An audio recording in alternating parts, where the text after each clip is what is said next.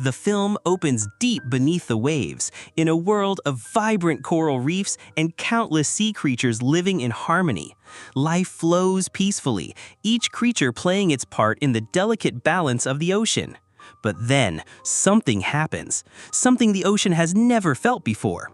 The currents, once gentle and predictable, begin to twist and churn wildly across the entire planet. The sea turns violent, tearing apart everything in its path. In an instant, the ocean's paradise shatters and the underwater world is never the same again. We then shift to a serene holiday scene in the crystal blue waters of the Caribbean. A family of 4 enjoys their day at sea. Tom, the father, Julia, the mother, Cassie, their teenage daughter, and Ben, the youngest. Each drifts into their own little world. Tom and Ben casting their lines over the side of the boat, Cassie relaxing with her headphones on, and Julia slipping into the water for a swim. The ocean is calm, the sun is warm, until Julia feels something in the water. She stops, glances around, but there's nothing there. Not a shadow, not a ripple. The water is still. Moments later, the sensation returns, stronger this time, and she realizes it's a current, pulling her away from the boat. At that same moment, the ship's compass begins to spin wildly, refusing to settle.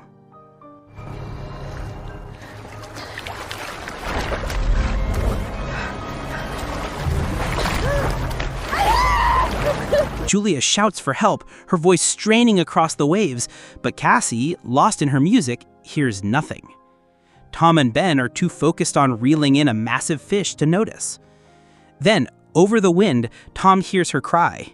His heart races as he spins the boat toward her. Julia! Cassie! Help me! Wait. Once close enough, Tom dives into the water without hesitation, fighting the pull of the current until he reaches his wife. I got you. Dad! Dad! You're almost there! Back on board, Julia catches her breath and tells them what happened, that she was suddenly being dragged southward, as if the entire ocean itself was on the move.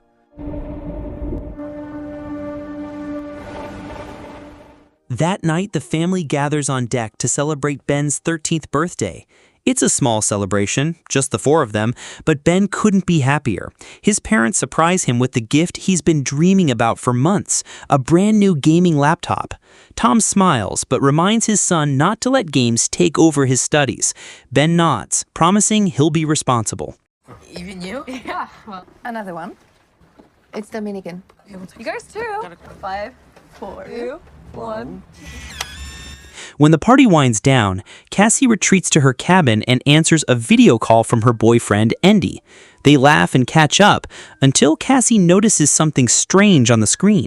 Behind Andy, a massive thunderstorm brews, its black clouds flickering with lightning. Andy waves it off, insisting it's nothing serious. But as the storm creeps closer, the signal suddenly cuts out. Cassie's heart skips. She runs to her father, telling him the storm has hit the mainland. Before they can check the news, a strange sound echoes outside the boat. They rush to the deck and find the source, a pod of whales, moving erratically. One even rams the hull. Fearing damage, Tom grabs his gear and dives in to inspect the boat. Are you sure you want to go down there? Forgetful. When he resurfaces, blood streams from a gash on his shoulder. Julia, a doctor, rushes to patch him up as he explains that the hull is badly damaged and the propeller is broken. Meanwhile, Cassie searches desperately for a cell signal to call Andy, but there's nothing. Tom tries the ship's radio, hoping for help, but no one responds. With the propeller out, they're effectively stranded. He reassures Julia they're in a major shipping lane and will be found soon, but admits their food supply will only last 4 days.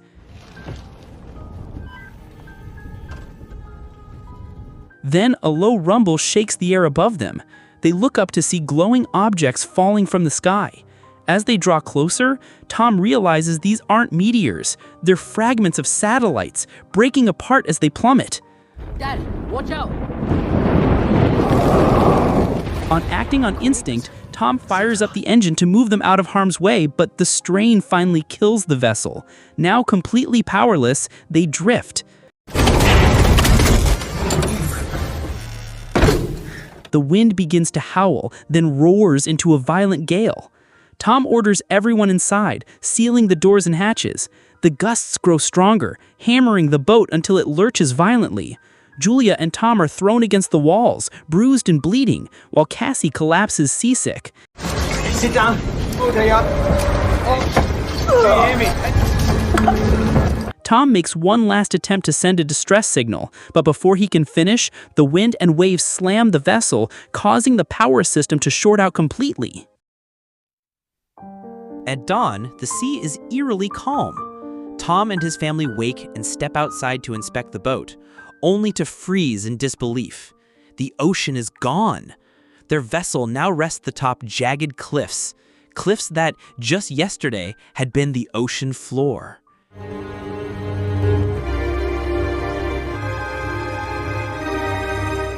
Using his navigation tools, Tom pieces together the impossible truth. The seas have shifted north. The Earth's poles have reversed. What was once the North Pole now lies in the south. And with that reversal, the ocean has swept across continents, wiping them clean. 99% of humanity is likely gone. The realization crushes Cassie.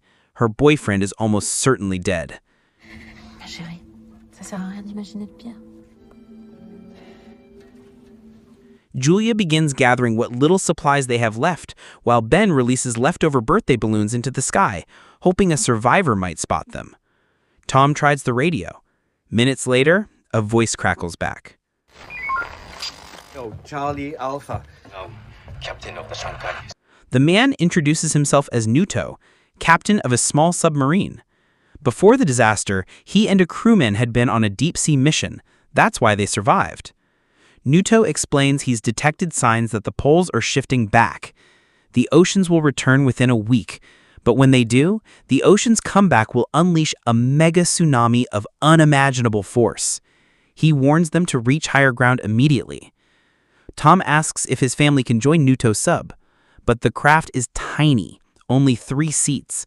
One crewman is already dead, killed by a crab attack, leaving just 2 seats open. As parents, Tom and Julia make the impossible choice. Their children will take those spots. Nuto sends coordinates, 3 days away on foot. With time running out, Tom tells Julia and the kids to start packing. Only the children. And I'll be with you. As they prepare, Tom spots a man approaching with a dog. Thinking nothing of it, he offers the stranger some water and notices a wound on his leg. Before Tom can invite him aboard for medical help, the man suddenly drives a blade into him.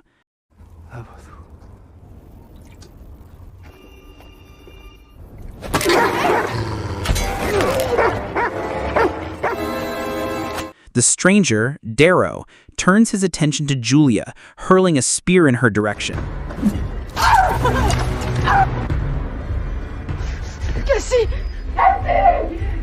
Julia quickly shoves a flare gun into Cassie's hands, hiding her and Ben inside a storage cabinet, then slips into the bathroom with a knife to defend herself. Darrow smashes his way into the boat, devours the family's precious supplies, then stalks toward the bathroom, only to find it empty. Julia has escaped through a hidden hatch beneath the vessel. But Darrow's dog finds her. Lunging, Julia has no choice. She kills the animal with her blade. Enraged, Darrow charges after her and catches her near the children's hiding place.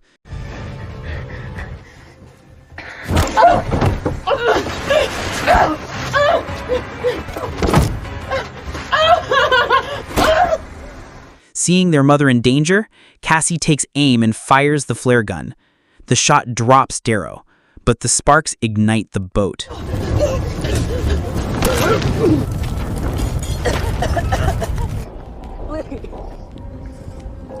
Julia grabs the remaining supplies, medical kit, and a map, pulling the children away as flames spread. They've barely escaped when, to their horror, Darrow emerges from the burning wreckage. Julia, Cassie, and Ben run for their lives.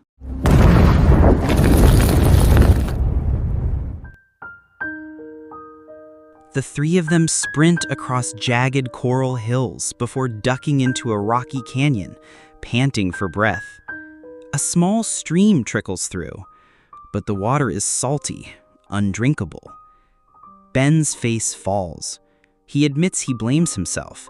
If it weren't for the balloons he released, Darrow might never have found their boat. Julia kneels beside him, her voice steady. "This isn't your fault, Ben. None of this is." In times like these, she tells him, blame is pointless. Survival is all that matters. Then, from the distance, they spot Darrow, still tracking them. Adrenaline surges, and they run again. Along the way, Ben stumbles upon the carcass of a massive shark. Hunger gnaws at him, and he moves to carve off some meat. But Julia pulls him away.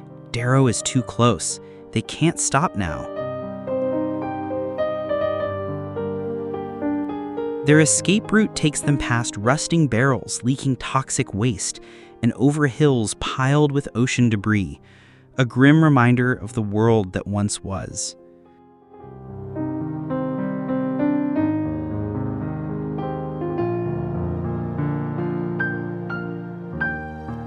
By late afternoon, believing they've finally put enough distance between themselves and Darrow, they come across something unexpected. A wrecked airplane, long lost beneath the waves before the ocean vanished. Its hollow fuselage offers shelter, and they decide to rest there for the night. Inside, as the fading sunlight glows through broken windows, Julia tells her children the story of how she met Tom. Years ago, she'd been called to treat a patient suffering from decompression sickness after a failed dive. That patient was Tom. Days of care turned into conversations, conversations into affection, until love bloomed and Cassie and Ben became part of their lives. La connaissance n'a pas dû l'arrêter. Que je m'en vole aussi. Il m'a fait une déclaration d'amour. Night falls. The wreck is quiet. Cassie stirs awake, slipping outside to relieve herself. But in the shadows, a figure waits. Darrow, blade in hand. Before he can strike, Julia emerges from the darkness, knife flashing. She drives the blade into Darrow, ending the threat once and for all.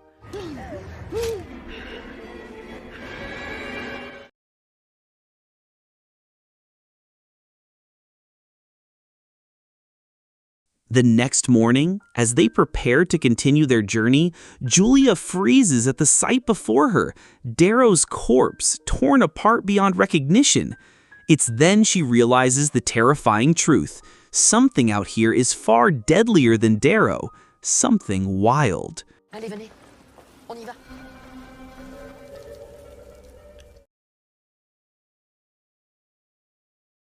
They press on toward Nudo's coordinates.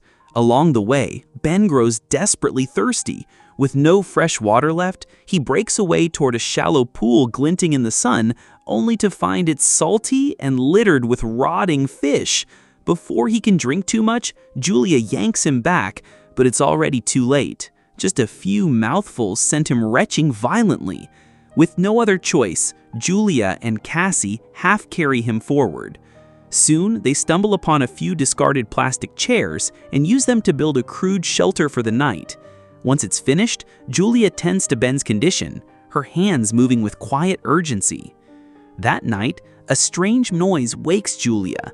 She steps outside to investigate, and her breath catches. From beyond the ridge, a tide of crabs pours over the rocks, thousands of them moving as one. Her pulse spikes. She rushes back inside, shaking her children awake. Run, now!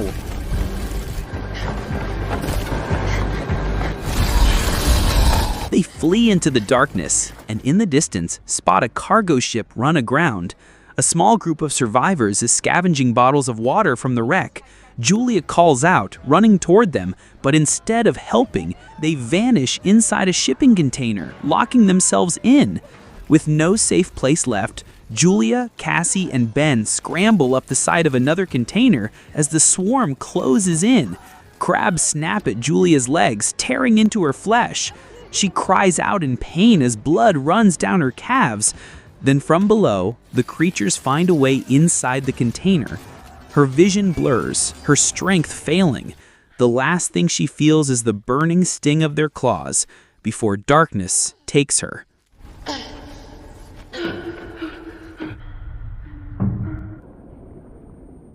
The next morning, Julia awoke to find her children gone. Panic gripped her chest.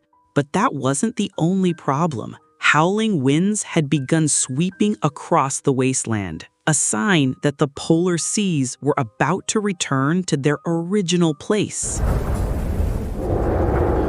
Moments later, she spotted Cassie and Ben. Relieved, she pulled them close before they all slipped inside a shipping container to gather supplies for the journey ahead.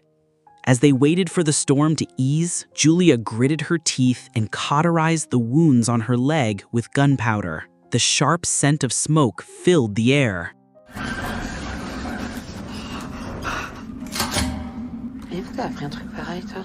When the winds finally died down, Julia grabbed a satellite phone she'd taken from a corpse and called Nudo. His voice came through ragged but urgent. Her heart sank at his words. His prediction was wrong. The sea wasn't coming back tomorrow. It was coming today, in just 3 hours. Arthropods from the abyss. My children and myself. To guide them, Nudo fired a flare into the sky. The red streak cut across the horizon, and both Julia and Ben saw it instantly. Without hesitation, they set off toward Nudo's position, miles away. The trek was brutal, leading them through a jagged canyon of black rock.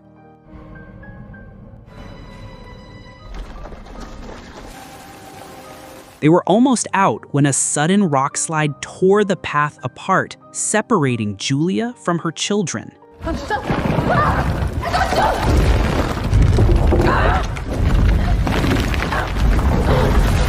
Time was slipping away. Only 1 hour until the ocean swallowed everything. Julia shouted for them to keep going. Cassie's voice trembled as she called back, telling her mother she loved her, before she and Ben disappeared down the path toward Nudo.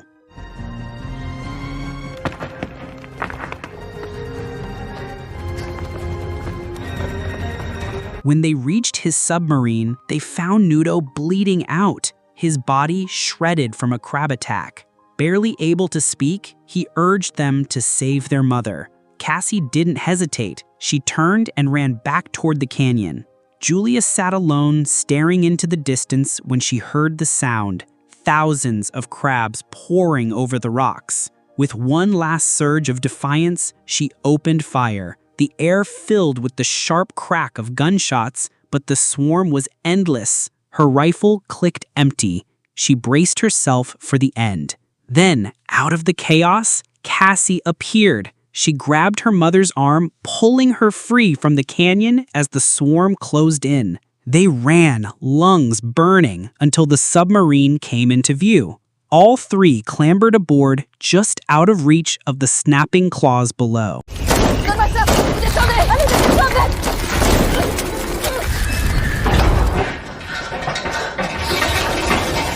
No sooner had they sealed the hatch than the ocean arrived, a monstrous wall of water, an Arctic mega tsunami, slammed into the submarine, tossing them like a toy in a bathtub.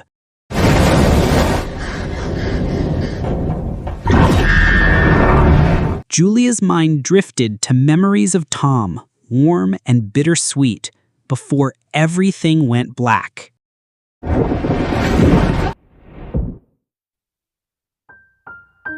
When they finally came to, the vessel was still. Silence.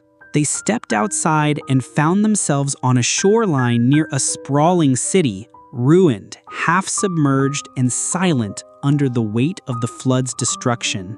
And there, the story ends.